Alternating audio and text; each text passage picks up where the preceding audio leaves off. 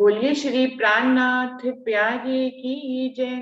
बोलिए श्री सद्गुरु महाराज की जय। सर्व सुंदर साथ की जय। सुंदर साथ जी, आज का टॉपिक जो है वो कल वाला ही है कि इश्क हो गया 14 तबक। इंद्रावती जी ने तो अपने मुख से ऐसा कह दिया, लेकिन ये बात हम सबके लिए कहाँ तक सार्थक है। तो इस विषय पे कल भी बात चल रही थी। आज जिस कड़ी में हम लोग आज जो सुंदर साथ ने कल नहीं बोला है, वो आज इसके बारे में स्पष्टीकरण करेंगे। और जो कल बोल चुके हैं उनमें भी कुछ और बोलना चाहें तो बिल्कुल मोस्ट वेलकम है, सब बोल सकते हैं इसके बारे में। बिमला दीदी, आपने कल बोला था, आप बोलेंगे कुछ? विमला दीदी। जी, आज तो नहीं बोलूंगी, आज पढ़ूंगी श्रृंगार में। कल अच्छा, कुछ तबीयत ठीक नहीं। जी।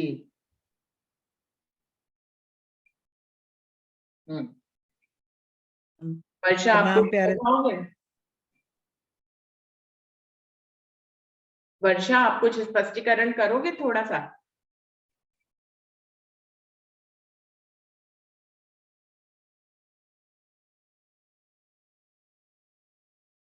चलिए सुंदर साथ जी, हाँ वर्षा बताएं। प्रणाम जी सभी सुंदर साथ जी को प्रेम प्रणाम जी।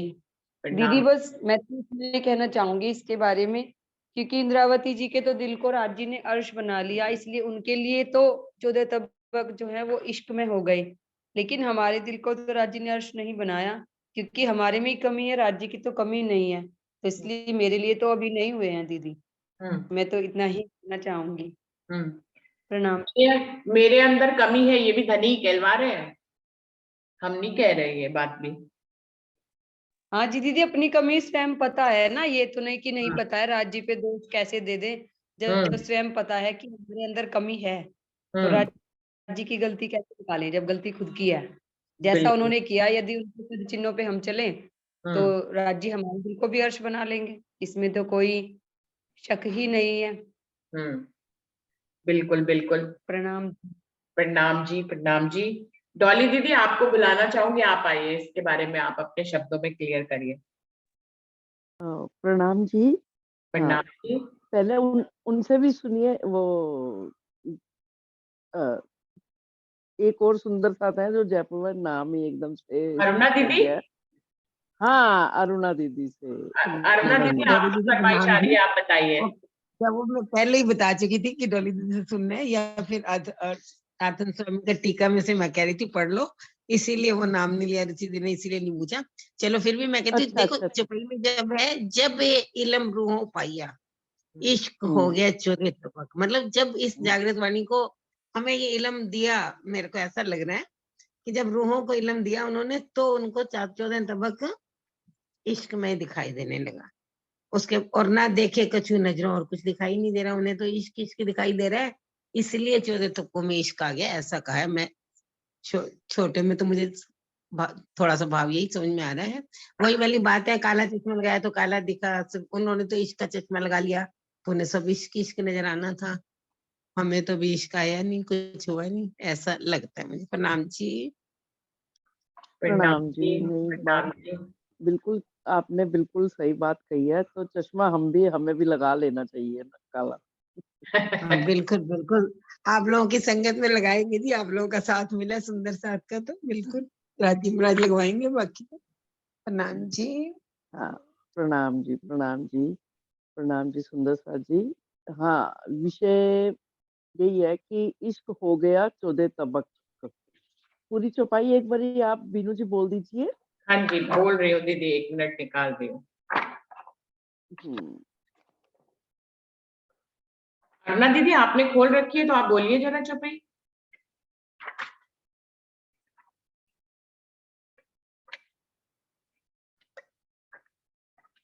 1 मिनट में थोड़ी बोल देते हैं। जब ए इलम रूहों पाइया इश्क हो गया 14 तबक, और देखे ना कछुए नजरों, सब देखे इश्क हक। हाँ, ठीक। ये मतलब सुंदर साथ जी इस चौपाई का वो अगर आधार मानकर ले तो हमें इंद्रावती जी ये संदेश दे रही हैं कि राजी महाराज ने अपने इल्म के द्वारा मुझे अपने इष्ट की पहचान करा दी है, इसलिए मुझे अब 14 तबकों में अर्थात पूरे ब्रह्मांड में इश्क ही इश्क नजर आता है। मेरी नजरें भी इश्कमयी हो गई हैं। तो इ राज्य के हुक्म के बिना कुछ भी नहीं है। अगले 2 चरण अभी फिर भी मेरे से स्किप हो रहे हैं। पहले 2 चरणों का तो भाव यही है कि इल्म के द्वारा जब इश्क रूह के अंदर आ जाता है और अभी एक सुंदर साथ जी वर्षा जी कह रही थी कि इंद्रावती जी के दिल को बैठक कर बना लिया राजी ने। राजी तो वैसे सब रूहों के दिल में बैठे हुए हैं। पर्दा हमने किया हुआ है, हम चल नहीं पा रहे उनके द्वारा बताए गए मार्ग पर, क्योंकि वर्षा जी ने भी यही कहा कि मेरे अंदर कमी है। तो राजी तो सबके दिल में बैठे ही है। कहते हैं ना कि इस दिल में है तस्वीरें यार, जब जरा गर्दन झुकाई देख ली। ये हालात जो है धनी ने अपने इल्म के द्वारा हमें समझा दिए हैं कि धनी तो हमारे दिल के अंदर ही है। तो धनी जी तो इश्क का स्वरूप है। कहते हैं ना जिस तरह जिस तरफ से भी उनको देखे उनके हर तरफ से उनके इल्म में भी इश्क नजर आता है, उनकी मेहर में भी इश्क है, उनके निस्बत की पहचान हो जाए तब भी इश्क होता है। अर्थात जितने भी उनके सब वो गंजान गंज इश्क के ही सागर है। तो प्रश्न ये था आज के विषय में कि जब 14 तबकों में इश्क हो गया है तो उसका हमारे लिए क्या अभिप्राय? हम अपने अंदर जीव के गुणों के घिरे हुए हैं, गुण अंग इंद्रियों से घिरे हुए हैं।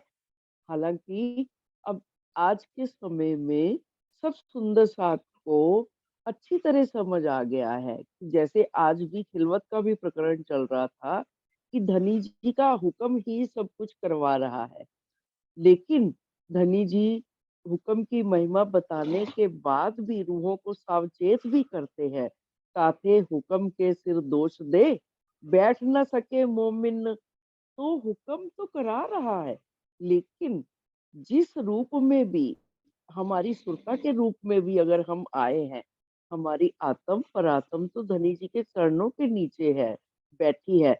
लेकिन कुछ तो इस संसार में इस बार 28वें कलयुग की महिमा है। जिस युग में हम जी रहे हैं, धनी जी के सब विद वतन सहित पधारे हैं, क्योंकि वो उन्हें हमें संदेश दे रहे हैं अपने इल्म के द्वारा। इस बार निज बुद्ध का ज्ञान जो 28वें कलयुग में आया हुआ है, तो हमें उस इश्क उस इल्म को उस इश्क को अपने अंदर आत्मसात करना है। तो ही हमें हर शय में इश्क नजर आएगा, हर चीज में, पूरे ब्रह्मांड में प्रेम। जब हम अपने जीव के गुण अंग इंद्रियों को धनी जी की तरफ मोड़ लेंगे, तो ही हमारे सारे गुण अंग इंद्रियों में इश्क ही इश्क, यानी कोई भी हमें अपरिचित नहीं लगेगा, पूरा संसार हमें अपना सा लगेगा। ये प्रकृति, ये पहाड़, ये झरने, नदियां और सभी प्राणी, सब में धनी जी का ही स्वरूप नजर आएगा। रोम रोम इश्कमयी हो जाएगा। हमारी स्थिति इंद्रावती जी की तरह बनने में समय तो लग सकता है, किंतु हो सकता है। ऐसा नहीं है कि हम अगर उनकी राह में पूर्ण समर्पण से चले और हमें इष्ट ना मिले। इष्ट तो राजी ने तो इष्ट के गंजान गंज सागर है, उनकी हर बात में इश्क है। पूरी चौपाई, पूरी परम धाम, ये जो 18,758 चौपाइयां हैं, उनका अगर 2 शब्दों में सार कहा जाए तो यही हो सकता है कि प्रेम 14 मतलब हम पूरी वाणी के सार को केवल प्रेम और इश्क के द्वारा भी वर्णित कर सकते हैं, क्योंकि इश्क प्रेम जब आइया तो नहचे मिलिए हक। तो हालांकि परिक्रमा वाणी में धनी जी ने प्रेम और इश्क को एक ही बता दिया है। हम प्रारंभिक स्थिति के आधार पर प्रेम और इश्क का विभाजन करते हैं कि जब धनी जी की राह पर चलते हैं तो प्रेम है, बढ़ते बढ़ते वो इश्क का स्वरूप हो जाता है। मेरे भी विचार में ये केवल हिंदी और अरबी के शब्दों का अंतर है। प्रेम और इश्क हैं दोनों एक ही। जिस तरह से इश्क की अवस्थाएं होती हैं, उसी तरह प्रेम की भी अवस्थाएं होती हैं। कि जब हम किसी व्यक्ति से प्रेम करते हैं तो मतलब ये गुण इंद्रियों वाला प्रेम हो गया। जब हम उनके गुणों से प्रेम करते हैं तो ये आत्मिक प्रेम की तरफ बढ़ता जाता है। तो जब हमें किसी सहारे की, किसी आश्रय की जरूरत ना पड़े और रूह धनी जी के प्रेम में डूबी रहे, तो वो मार्फती इश्क या जो है प्रेम की सर्वोच्च अवस्था हो जाती है। तो वो आना के लिए हमें बहुत अधिक प्रयास की आवश्यकता है और वो प्रयास हमें धनी जी के इष्टमयी स्वरूप का बार बार चितवन में ध्यान करने पर ही हमारी स्थिति वैसी हो सकती है। ये नहीं कि हो नहीं सकती। इश्क की तो महिमा ही अलग है और अब हमें ही ये प्रयास करना है कि हमें दूसरों में और अपने में कोई अंतर ना आए। जब हमारा जीव दूसरों के अवगुण देखना समाप्त कर देगा, तो वो इश्क की राह पर अग्रसर हो सकता है। क्योंकि इश्क का क्या अभिप्राय, इश्क धनी जी को भावे, धनी जी तो इश्क का ही स्वरूप है। तो इश्क जैसे कहते हैं ना, प्रेम ब्रह्म दो एक है। ब्रह्म और ब्रह्म सृष्टि में अंतर नहीं है। वो कब ये अंतर नहीं होता, जब ब्रह्म सृष्टि ब्रह्म की तरह ही रहनी में, यानी ब्रह्म सृष्टि की रहनी जो है, क्योंकि ब्रह्म सृष्टि को ब्रह्म के समान कहा है, तो ब्रह्म के लिए तो सारा संसार ही एक जैसा है। समदर्शी होते हैं ब्रह्म तो। हम फिर क्यों भेद करते हैं? जब तक हमारी ये भेदभाव वाली दृष्टि समाप्त नहीं हो जाएगी कि एक व्यक्ति श्रेष्ठ है, दूसरा गलत है, तीसरा उसमें कम गुण है, हमारे में ज्यादा गुण है, या मैं ही सही रास्ते पर चल रही हूँ, दूसरे इसका अलग से कैसे विवरण कर रहे हैं। तो ये धनी जी के हुक्म की लीला चल रही है। सुंदर साथ जी, ये विषय जो है केवल और केवल आत्मचिंतन का है कि हमें अपनी स्थिति को ही देखना है कि मैं किस स्थिति में हूँ और मुझे आगे बढ़ने के लिए क्या करना है, कि ताकि मुझे हर सुंदर साथ में, बल्कि पूरे संसार में, किसी भी जीव में, किसी भी प्राणी में धनी जी के अलावा कुछ नजर ना आए। तभी ये जो सनातन धर्म में कहा जाता है ना, कण कण में भगवान है, तो वो सत्ता रूप में कहते हैं विराजमान है।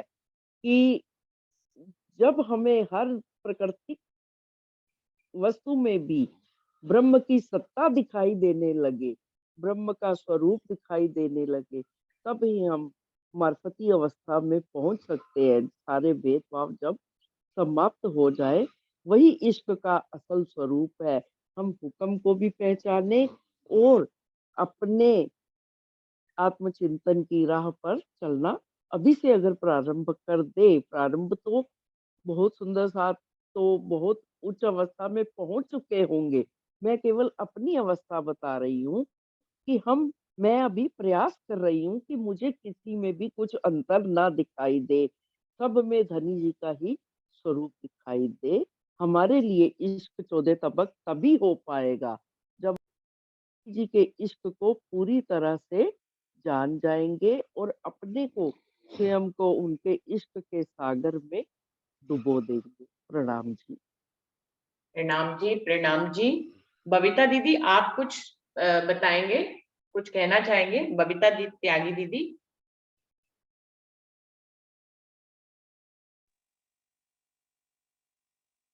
बबीता दी।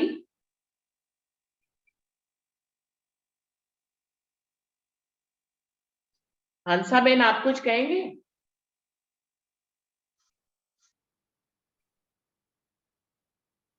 हंसाबेन?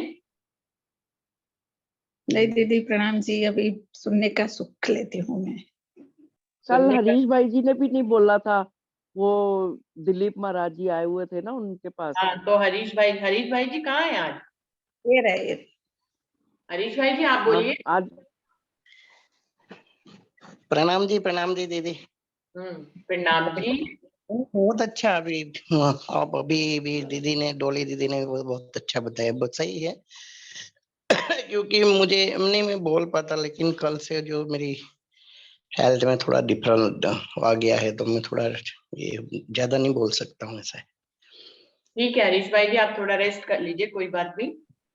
और कोई सुंदर साथ के दिल में? एक सेकंड, एक मिनट। हाँ, मेरे दिल में वो क्या, मैं कुछ पूछना भी चाह रही हूँ, यूँ समझ लीजिए। मेरे को इस चुप्पी में ये भी भाव नजर आ रहा है, जब रूहों पाया, जब इल्म पाया रूहों, तब इश्क 14 तब को आया, ऐसा है कुछ चुप्पी में ना।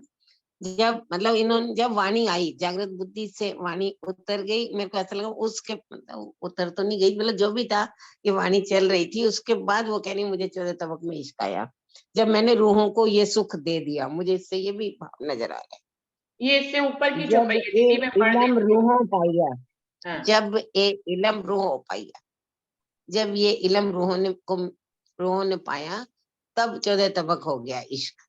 तो ऐसा भी लग रहा है, जब ये सुखंग में आवी, वो वाली चुपई तो नहीं यहाँ घटित होती भी, उन्होंने रूहों को सुख दिया। ए इलम आया जब रूह को, ये इससे ऊपर की चौपाई है सुंदर साथ जी, 32वीं चौपाई है जो मैं पढ़ रही हूँ। ए इलम आया जब रूह को, तब पहचान आई मुतलक, जो हरफ निकसे दुनी का, सो सब देखे इश्क हक। तब उससे आगे की ये वाली चौपाई है। हाँ, तो वो तो उस जो आपने पहली छुपाई भी पढ़ी थी उसमें भी तो यही था कि हाँ, इलम यानी ज्ञान, निज बुद्ध का, जागृत बुद्ध का ज्ञान आने के बाद ही इश्क 14 तबकों में दिखा, क्योंकि इंद्रावती जी की तो अवस्था ही मार्फती हो चुकी थी अवस्था में ही, तो उनके अंदर तो स्वयं धनी विराजमान थे, उनको तो इश्क नजर ही आ रहा था सब तरफ। लेकिन जो विषय था ना, तो वो यही दिया गया था कि हमारे लिए ये चौपाई कहाँ तक घटित होती है ना? हमारे लिए तो किस तरह मैं, से होती है। हाँ, तो मैं उसी पे बोल रही थी कि हमें क्या करना है कि हमें भी हर तरफ इश्क दिखना चाहे, कि हर चीज में, हर हर तरफ इश्क ही इश्क। और वैसे भी कहते हैं ना कि 14 तबकों में ये ब्रह्म और ब्रह्म सृष्टियों के आने से पहले इश्क नहीं था, है ना?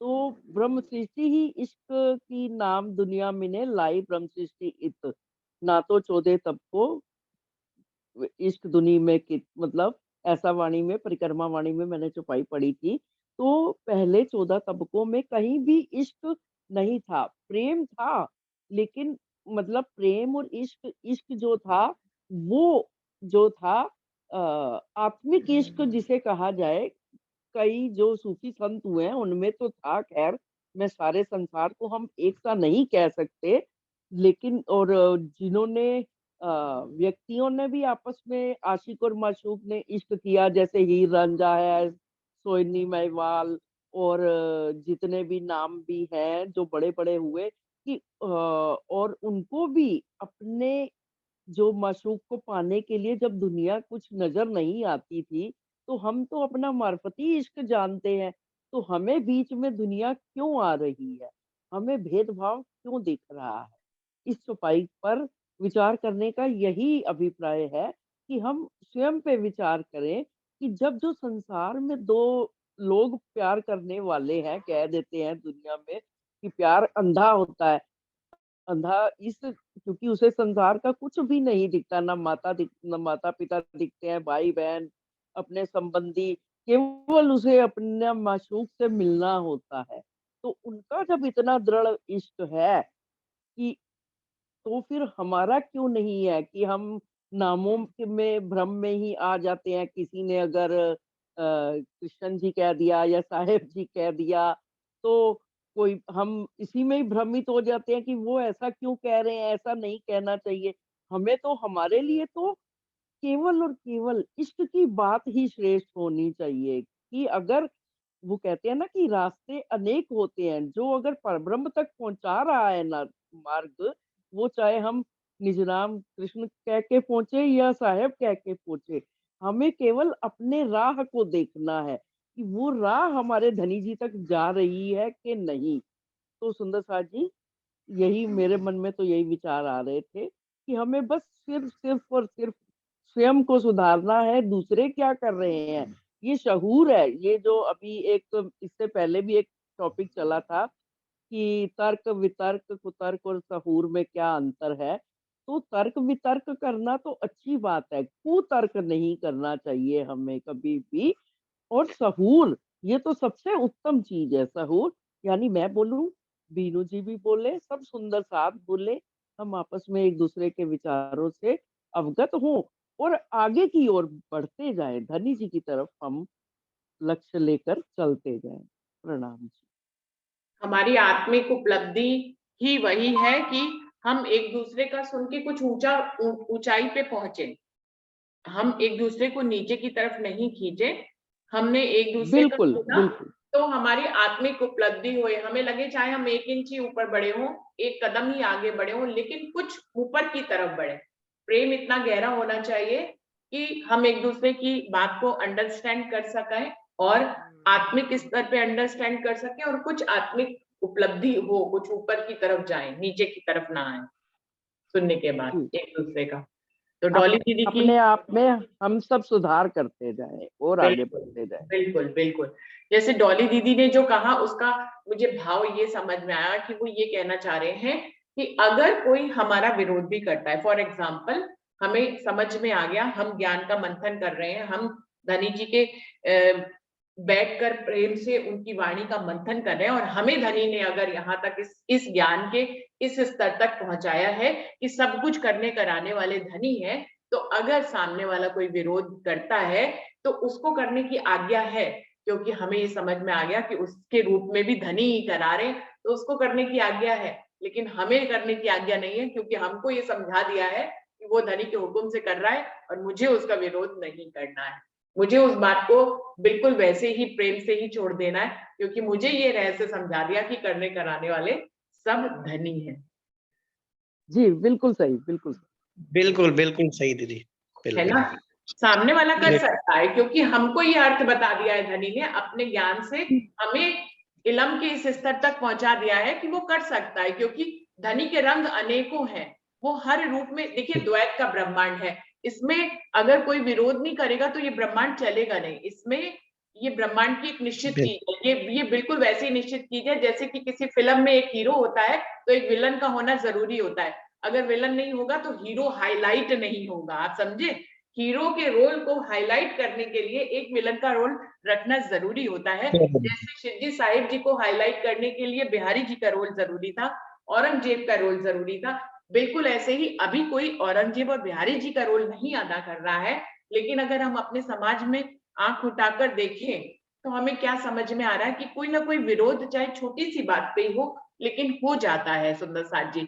तो ऐसे में हम जबकि ज्ञान का मंथन करते हैं और हम प्रेम के इस स्तर तक पहुंच गए हैं कि हमें समझ में आता है धनी हमें खिलवत के इस प्रकरण का मंथन करा रहे हैं, या ये जो इश्क हो गया 14 तबक का मंथन करा रहे हैं, तो इसका मतलब है कि धनी हमें बता रहे हैं कि ये भी एक रोल है, धनी का एक रंग है और धनी के हर रंग से हमें प्रेम होना चाहिए। हमें प्रेम तक ही तो बिल्कुल पहुंचना है, इलम से इलम में ही थोड़ी ना रह जाना है, इलम से हमें इश्क तक पहुंचना है। तो इश्क का मंथन करके हम जाने ये भी धनी का एक रंग है और जो रंग है वो प्यारा है।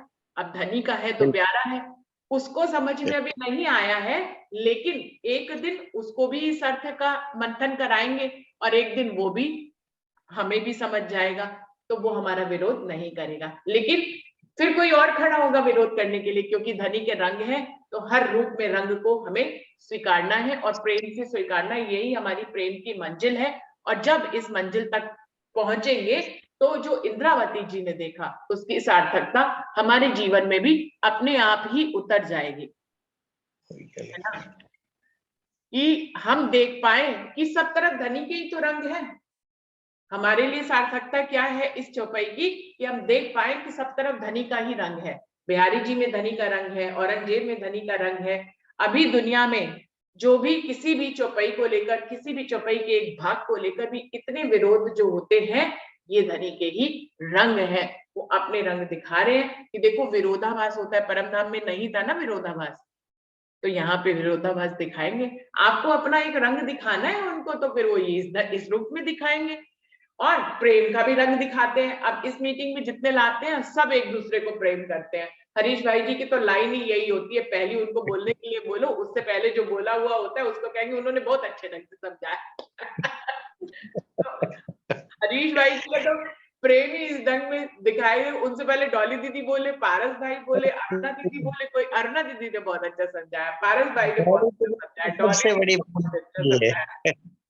डॉली दीदी हमारी सबसे प्रिय सखी थी। हाँ, वो नहीं आती तो मैंने फोन किया था कि आप जरूर आओ, क्यों नहीं नहीं नहीं, आते। सब सब सब प्यारे हैं, सब सब प्यारे प्यारे हैं। हैं। सबके साथ मैं इस भी मुलाकात में जितने भी मिले हैं ना, सबसे एक से बढ़कर एक है। राज जी बहुत लाड करते हैं। मैं भी जब आ नहीं पाती तो बहुत मिस भी करती हूँ। बस कई जी बारी छूट जाता है तो, लेकिन ये ग्रुप बहुत प्यारा है और सब सुंदरता जितने, मैं तो चाहती हूँ ज्यादा से ज्यादा इस ग्रुप से जुड़े और हम्म, प्रेम की राह अपनाएं, कि हमें खाली समझना है और प्रेम के राह पर चलना है। बिल्कुल बिल्कुल। किसी के विरोध कोई जितना भी करता रहे उसकी तरफ ध्यान नहीं देना है। और जैसे अभी बीनू जी ने भी कहा कि वो तो धनी जी का हुक्म है, ये द्वैत का ब्रह्मांड है। अब वो धनी जी ने तो पहले ही कह दिया था, यहाँ पर सब एक होकर दिखाओ तो मैं जानू। तो लेकिन जिसको अगर हमें ये भी समझ दे दिया, तो ये भी धनी की बड़ी मेहरबानी है कि वो हम कह रहे हैं कि हम विरोध को नहीं देखें, हम प्रेम करके एक दूसरे के साथ मिलकर धनी जी की तरफ बढ़ते जाएं आगे।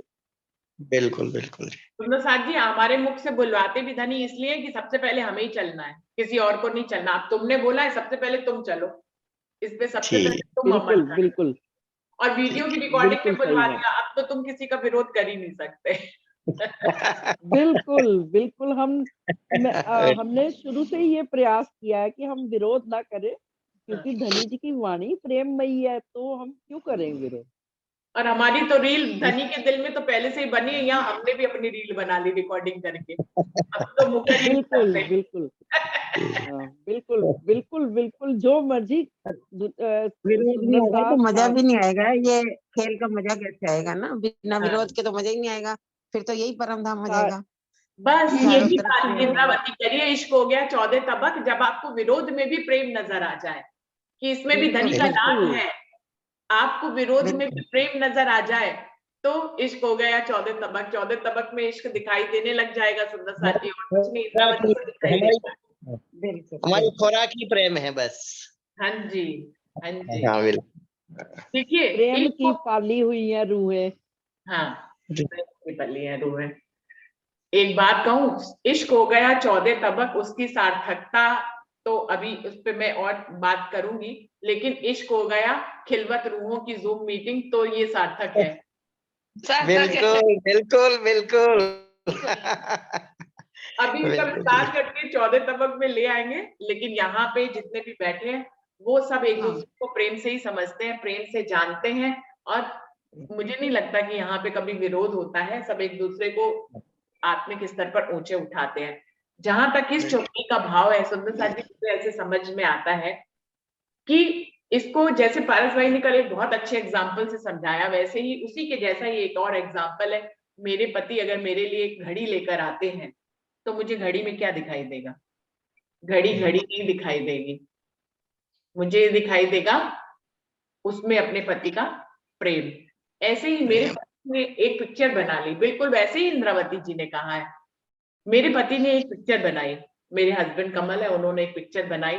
अब उस पिक्चर में कुछ पॉजिटिव चीजें डाली, कुछ निगेटिव चीजें डाली, लेकिन वो पिक्चर बनाई क्योंकि वो पिक्चर द्वैत की है, ऐसी पिक्चर बनाई। अब उस पिक्चर को जब मैं देखूंगी तो मुझे क्या लगेगा? उस पिक्चर को देखकर मैं अपने पति के साथ, अब उस पिक्चर को जो मेरे ही पति ने बनाई है, मैं उस पिक्चर को देखूंगी तो क्या लगेगा? मुझे उस पिक्चर में धनी का प्रेम दिखाई देगा, अपने अपने पति का प्रेम दिखाई देगा, या उसमें विरोधाभास दिखाई देगा? या उसमें निगेटिविटी प्रेम देगी? कुछ भी नहीं दिखाई। प्रेम ही दिखाई। कितनी बड़ी उपलब्धि है, मेरे पति ने पिक्चर बना डाली, है ना? और कितनी अच्छी पिक्चर बनाई, उसमें इतने रंग डाले, हरे लाल नीले पीले, है ना, हर रंग डाला उसमें, कुछ प्यार डाला, कुछ नेगेटिविटी डाली, कुछ संघर्ष डाला, कुछ विरोध डाला, कहीं सहूर डाला, कहीं तर्क डाला, कहीं वितर्क डाला। कितनी सुंदर पिक्चर बनाई। जीवन का कोई ऐसा रंग नहीं, परम धाम का कोई ऐसा रंग नहीं जो इस पिक्चर में नहीं डाला उन्होंने। तो बहुत सुंदर पिक्चर बनाई। तो मैं तो बारी बारी जाऊंगी ना, मैं कब देख हाँ, रही नेगेटिविटी को, मैं नेगेटिविटी को देख भी रही हूँ, लेकिन फिर भी बारी बारी क्यों जा रही हूँ? क्योंकि मेरे पति ने बनाया ना, मुझे दिखाने के लिए बनाया ना, मुझे दिखाने के लिए बनाया। क्या मुझे दिखाने के लिए बनाया कि देखो निगेटिविटी इसको कहते हैं। मेरे पति ने एक पिक्चर बनाई, देखो तर्क वितर्क इसको कहते हैं। मेरे पति ने एक पिक्चर बनाई, उसने कहा देखो इसको प्रेम कहते हैं, देखो इसको नफरत कहते हैं, देखो इस पिक्चर में इसको नफरत कहते हैं, देखो इसको प्रेम कहते हैं, इसको तर्क कहते हैं, इसको निगेटिविटी कहते हैं, इसको विरोधाभास कहते हैं। देखो मेरी रूह, देखो मेरे पति मुझसे कह रहे हैं देखो इसमें। अब मैं सब देख भी रही हूँ, लेकिन देखने के बाद भी मुझे क्या दिखाई दे रहा है? मेरे पति का प्यार। जी जी बिल्कुल। जैसे बिल्कुल शादी के ये बाद वाली बात है भी आपको कैसेट देखते हैं, हाँ जी, शादी के बाद एल्बम या कैसेट देखते हैं तो कौन कैसे नाचा था या कौन कैसे कर रहा था, हाँ सब फिर देख के तो फिर आनंद लेंगे ना। हाँ। ऐसे थोड़ी और होगी कि आपने उसमें किसने मामा जी ऐसा अगर किया। लड़ाई कर लेते हैं, मामा जी कोई हाँ। लड़ाई कर लेते हैं या चाचा जी कोई लड़ाई कर लेते हैं, किसी बात पे गुस्सा हो जाते हैं, तो उसको भी देख के हम क्या करते हैं? हंसते हैं। हम कहते हैं अरे भैया वो कितने भोले थे, इस बात जरा सी बात पे लड़ पड़े, है ना? बिल्कुल तो बिल्कुल। बिल्कुल भाई, ये बात इंद्रावती जी ने अपने स्तर पे कही, जो एग्जाम्पल दिया। लेकिन अब इसकी हमारे पे सार्थकता क्या है कि हम भी इंद्रावती जी की तरह इस ज्ञान से, और ये सारी बात हमें पता कैसे चली कि इंद्रावती जी के लिए इश्क 14 तबक हो गया, ये हमें इस चौपाई में कह रहे हैं, ये तारतम वाणी से पता लगा। और हमारे लिए भी सार्थकता ये है कि हम इंद्रावती जी जैसा चश्मा लगाए इस तारतम वाणी से, हमारी आंखें इतनी खुले, इस स्तर तक खुले कि हम भी इस स्तर तक देखें कि हमें 14 तबक धनी के इश्क के दिखाई दे। कैसे? आदि महाविष्णु बने, किसके लिए बने? धनी ने, इसको हम मूल मार्फत से लेते हैं। धनी ने हुक्म किया, अपने दिल में मार्फत में लिया कि खेल बनाएंगे, किस लिए? इश्क के लिए। रूहों को दिल में उपजाया, किस लिए? इश्क के लिए। इश्क का रबत कराया, किस लिए? इश्क के लिए। फिर अक्षर के दिल में उपजाया, किस लिए? इश्क के लिए। फिर अक्षर के दिल में भी आ गया और उसने अपनी योग माया के ब्रह्मांड से अपने मन के स्वरूप महाविष्णु के द्वारा इस खेल को बनवाया, किस लिए? इश्क के लिए। महाविष्णु ने भी ब्रह्मा विष्णु महेश को बनाया, किस लिए? इश्क के लिए। ब्रह्मा विष्णु महेश ने आगे 33 कोटि के देवी देवता बनाए और पूरा ब्रह्मांड बना डाला, ये 14 लोगों का ब्रह्मांड बना डाला, इसके लिए? इश्क के लिए। हमें धरती पे जीवों के ऊपर हमारी नजर को भेजा गया, किसके लिए? इश्क के लिए। हमें ऊंचे पृथ्वी लोक पे भेजा गया, उसके ऊपर कई लोग दिखाए, किसके लिए? इश्क के लिए, कि देखो ऊंचाई पे जाओगे तो इन लोगों में जाता है जीव। नीचे के लोग दिखाए गए, किस लिए? इश्क के लिए। देखो जब कोई बुरा व्यवहार करता है तो वो नीचे गिरता चला जाता है, तो वो हम अतल वितल सुतल तलातल महातल रहातल पाताल तक चले जाते हैं, हम निम्न होते चले जाते हैं। हमें ये सारा ज्ञान दिया धनी ने, किस लिए? इश्क के लिए। आज हम इश्क से इश्क की पहचान कर रहे हैं, तो इसी को कहते हैं कि इल्म से इश्क तक पहुंचना, कि इल्म पूरक है इश्क तक पहुंचाने के लिए। इश्क और इल्म आपस में अधूरे हैं एक दूसरे के बिना। तो इस चौपाई में यही कह रहे हैं कि इल्म ने इश्क तक पहुंचाने की मंजिल पे हमें आगे बढ़ते रहना चाहिए। हम भी, हमारे लिए भी सार्थकता तब है जब हम इस ज्ञान को आत्मसात करके इंद्रावती की तरह 14 तबक में इश्क देख पाए, और हम देख पाए कि मेरे पति ने ये पिक्चर बनाई है मुझे दिखाने के लिए, ये उनका हमारे लिए क्या है? लाड है, ये उनका हमारे लिए प्रेम है। इसमें हमें उसने बहुत से रंग दिखाए, उसमें निगेटिविटी के रंग दिखाए, उसमें विरोधाभास के रंग दिखाए, उसमें तर्क के दिखाए, कहिए कुतर्क के भी रंग दिखाए। कोई भी चीज हमें अधूरी थोड़ी रखनी है, वो सब चीज दिखाएंगे हमें, और हम देख पाए उसको इश्क के रूप में। यही इस हमारी सार्थकता है और हमें इसी मंजिल तक पहुंचना है। और खिलवत का जो प्रकरण चल रहा है या जो परिक्रमा